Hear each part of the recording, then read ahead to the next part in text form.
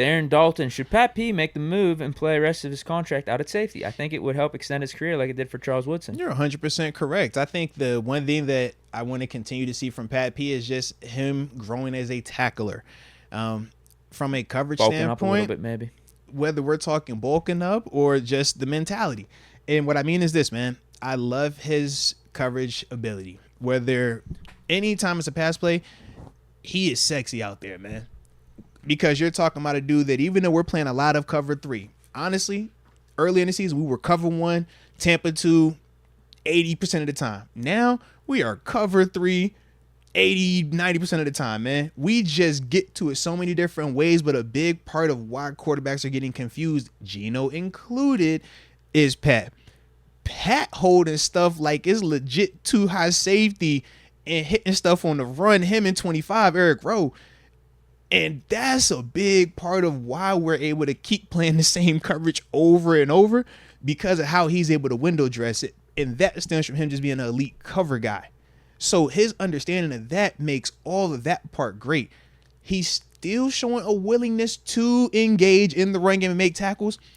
But there is a difference, though, between when you're watching how a Minka fills a gap, when you're watching a Jesse Bates fill a gap, when you're watching a Micah Hyde, a Jordan Poyer fill a gap. It just eats up a lot more space and it minimizes the damage on certain run plays and pass plays. Pat still has a little deep like corner in him.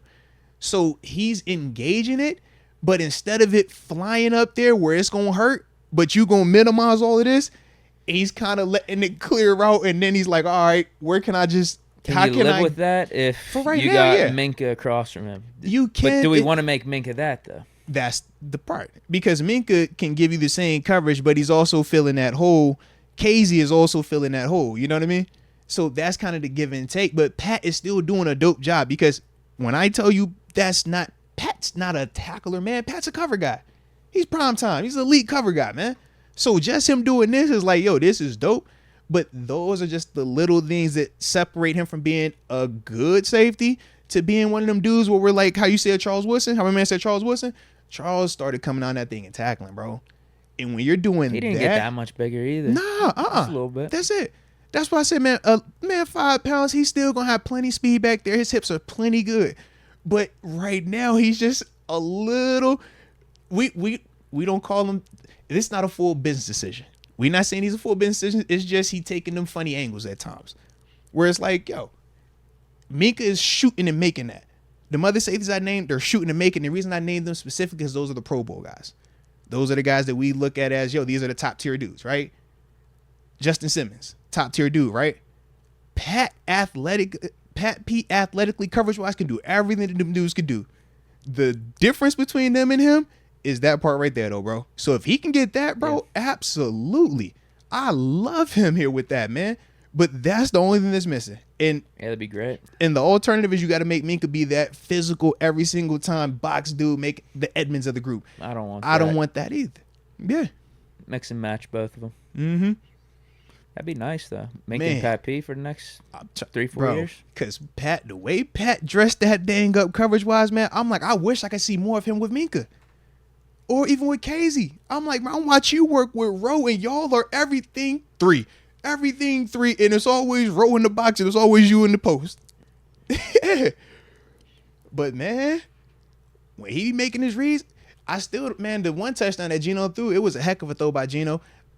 I thought Pat was going to pick it, bro. The one that in Jigba. He took a bad look on it. Bro. He tried to cut up, right? Yeah, he tried to slice to take the it. bait up, in front of him. Yep. I thought he was going to pick that one, bro, because he was baiting that on it him? perfect. Because I remember watching that just being like, yeah, that was Pat P's fault.